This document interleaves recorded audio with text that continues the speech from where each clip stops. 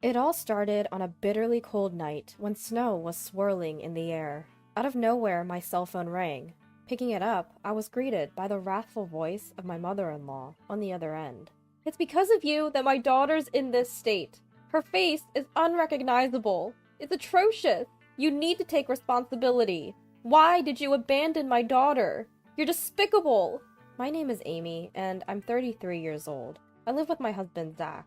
Zach has his parents and an older sister.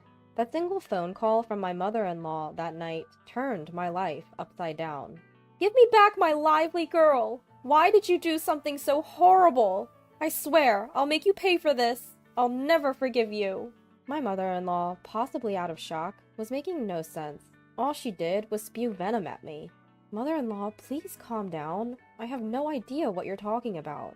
Even in my confusion, I tried my best to console my mother-in-law, desperately trying to listen to what she had to say. But all my efforts were futile.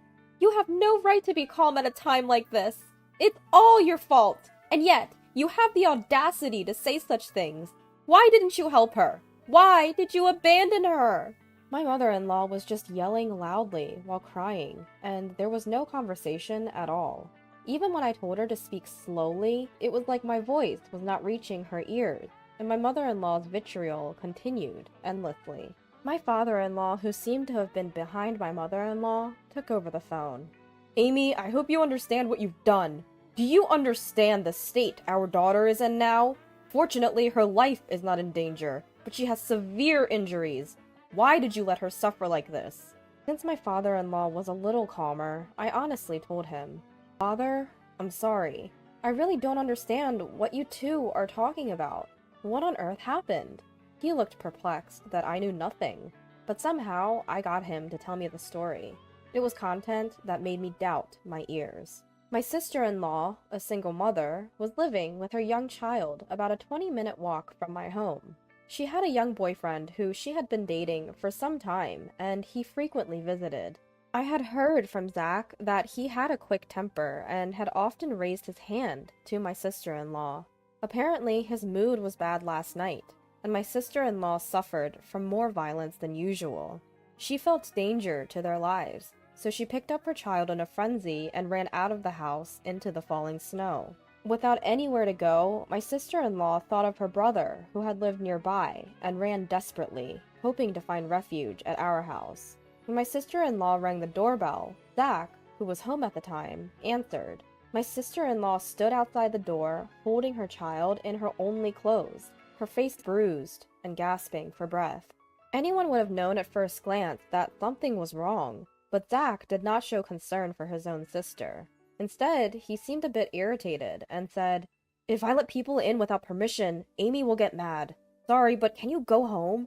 She's scary when she's angry. You understand, right? Please leave," and turned her away from the door. My sister-in-law couldn't believe what her real brother had said, but she was in immediate danger and needed to hide somewhere, so she begged him in tears. "At least lend me money for a hotel." She had left in a panic and didn't have her cell phone or wallet. But Zach said something even more astonishing. "There's no way I have that kind of money. There's money in the house, but there's no way Amy would let me use it without permission. If I did something like that, she'd divorce me. Sorry, but could you try somewhere else? It's cold, so I'm going in. See you."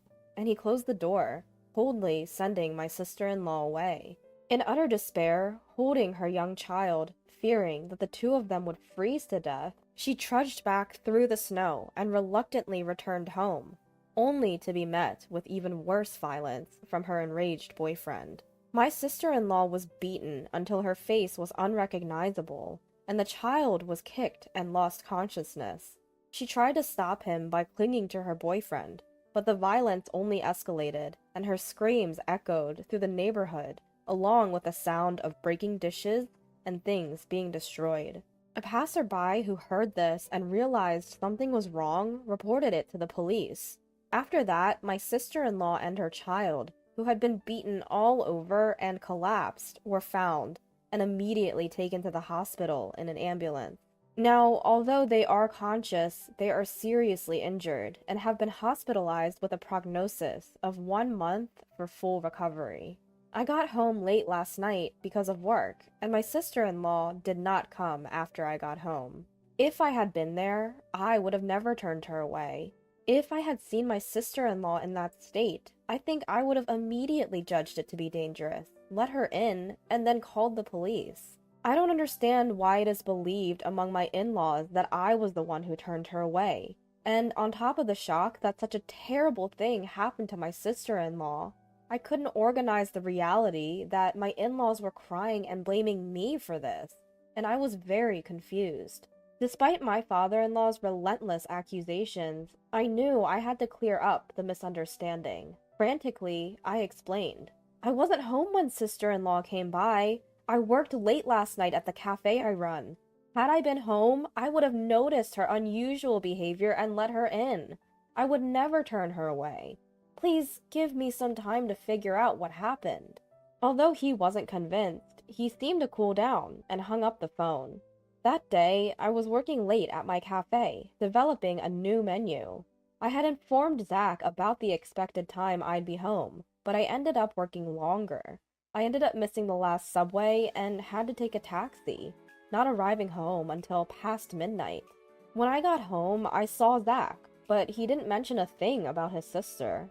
I was confused about why he had done what he had, so I confronted him after he came home from work that night. His response was shocking.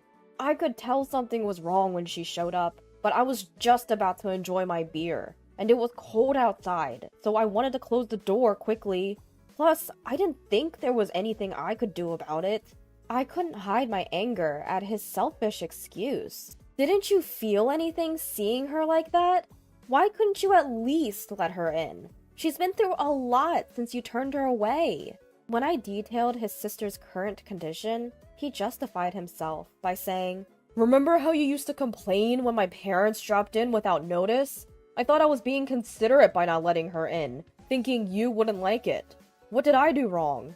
Turns out, he had assumed that I would be bothered if his sister showed up unannounced and turned her away. I asked him another question.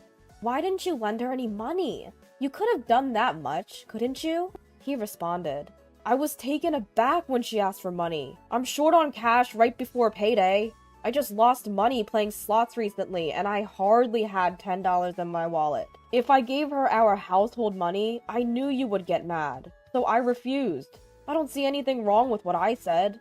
I was speechless, completely shocked. I had always thought he was a bit self-centered, but he also had many good qualities. I had been giving him the benefit of the doubt, but I realized it was a terrible mistake.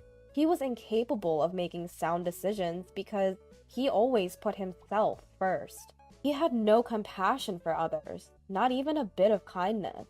And he was foolish enough to prioritize his drinking over his own sister's distress. But it was too late to realize this now.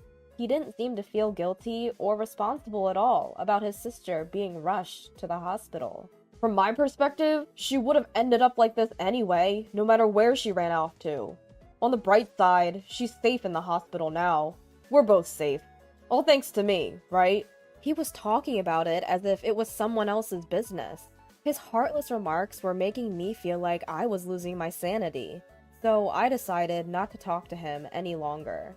Holding back my anger, I reported to my father-in-law about Zach's irresponsible behavior towards his sister the previous night. Upon hearing my words, Zach's father lost his composure. In a fit of rage, he exclaimed, "There's no way my Zach would do such a thing to his own sister! You're lying! Stop making up stories, Amy! Are you trying to make Zach the worst just to escape your own guilt? If you're going to spew such nonsense, then show me some proof." He refused to listen to me at all, and again blamed me for everything. I endured his accusations while desperately trying to figure out how to prove my innocence.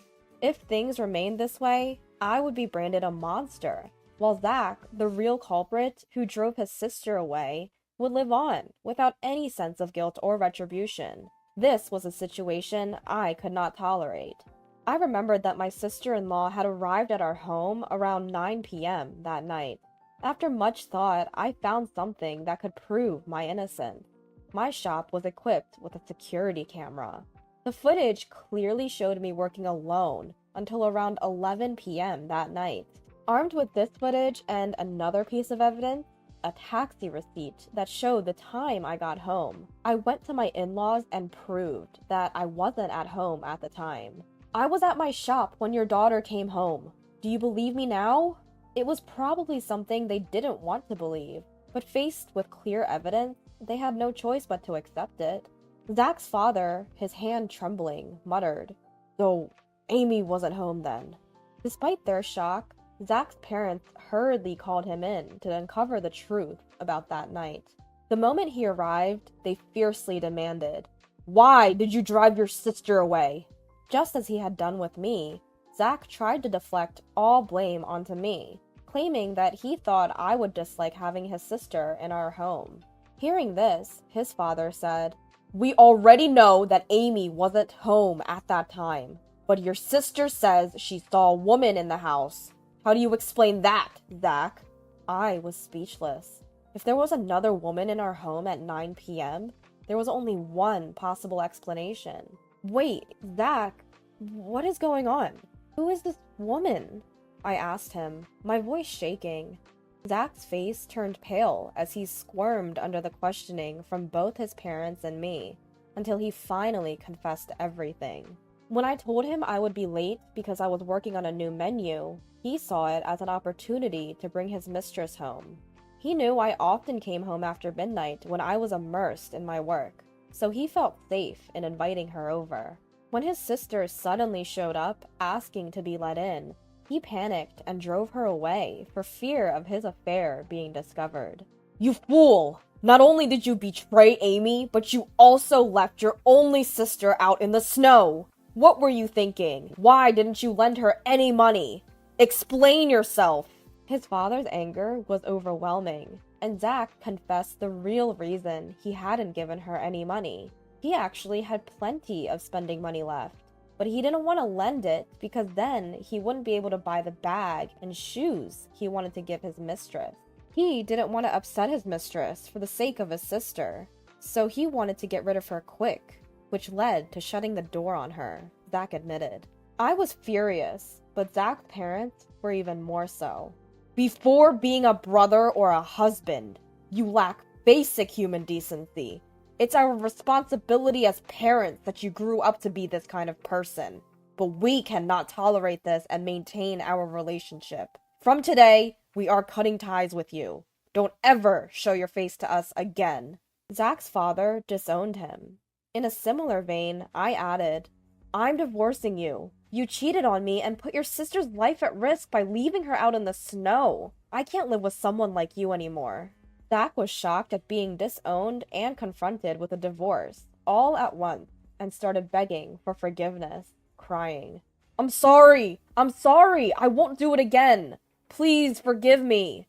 He clung to his father's leg, but his father simply shook him off. "What you did is the absolute worst thing in our eyes." His parents and I never forgave Zach. Apparently, he had been having an affair with the other woman for a year now. The mistress was a coworker at Zach's company, who he'd been secretly bringing to our house when I wasn't around. It was infuriating to learn I'd been betrayed behind my back for so long. Zach even tried to blame his treatment of my sister-in-law on me, which only added to my anger, so I had no second thoughts about divorcing him. I made Zach sign the divorce papers and immediately submitted them. Right after, I headed to a law firm, hired a lawyer, and filed for substantial damages from both Zach and his mistress. I also called Zach's boss, who had been our matchmaker at our wedding, and reported through my tears that we were getting a divorce. I told him everything about Zach's affair and his mistress. Zach's boss, a man who despised anything against human decency, had repeatedly told Zach at our wedding to never betray his wife. As expected, he was furious when he learned about Zach's infidelity. Word reached upper management, and on his boss's advice, Zach was transferred to a branch office in the countryside. His mistress was moved to a different department where she was made to sort documents all day. However, my sister-in-law's revenge against the two was even more ruthless. Still suffering from the after effects of her injuries, she deeply resented Zach's actions that day. To vent her hatred, she did something even more extreme than what I did. By coincidence, she was working at one of Zach's company's clients and knew some of Zach's colleagues. Using her connections, she revealed and spread within the company the cruelty she and her child had suffered that day. The company's employees, who had thought the divorce was due only to the affair, were shocked to learn the truth. Zach's abandonment of his own sister to cover up his affair was a huge shock to everyone in the company. The rumor quickly spread throughout the company, and Zach was universally suspected of being a terrible human being. Once he was ostracized by everyone, his work was impacted, and after a while, he was demoted. He couldn't stand being avoided by everyone and found it hard to continue working at his new post, so he ended up quitting. To pay me the high alimony, he drained his savings and is still paying me by working live-in part-time jobs. Almost all his salary goes towards the payment, and I've heard he can't even afford a coat for winter and shivers in thin t-shirts. As for the mistress, she was stubbornly clinging to her job, amidst the judgmental glances of her coworkers, despite my demand for damages. After consulting my lawyer, I decided to ask her parents for the payment. When her parents learned about it, they were shocked and immediately made their daughter pay the full amount after confirming the facts. I kept receiving calls from her, which I never answered, but she left numerous abusive messages in my voicemail, saying, "Why did you tell my parents? I had to go into debt to make the payments. My life is ruined because of you." As I found it unbearable, I sent these messages to her parents. I received an apology letter later, promising they would never let their daughter trouble me again, and the harassing phone calls stopped. As for my sister-in-law, her abusive boyfriend's actions became a police matter, and she was able to file for damages for her injuries. It had been tough, but she finally managed to break up with him. My in-laws and sister-in-law apologized to me for initially suspecting me and for Zach's infidelity. Of course, both were painful experiences for me, but I could understand their outrage and loss of composure when they saw their daughter taken away in an ambulance after such severe abuse. After all, Zach's affair wasn't their fault. I didn't hold a grudge against them. On the contrary, I wanted them to properly heal the emotional wounds of my sister-in-law and her child, who had such a terrible experience. If I were in their shoes, I'm sure my parents would have reacted the same way. Furthermore, my in-laws and sister-in-law are fundamentally decent people. Now that I've divorced Zach, I'll probably never see them again, as they are now strangers to me. But I sincerely wish them well and hope they take care of themselves. I moved closer to the cafe I run. Since it's within walking distance, I no longer have to worry about the last train, and I can devote my time to coming up with new menu ideas. Though I was thrown around by unexpected events, I probably wouldn't have been happy if I continued to be married. There are things one must never do as a human being. I firmly intend to always keep that in mind and live a life I can be proud of.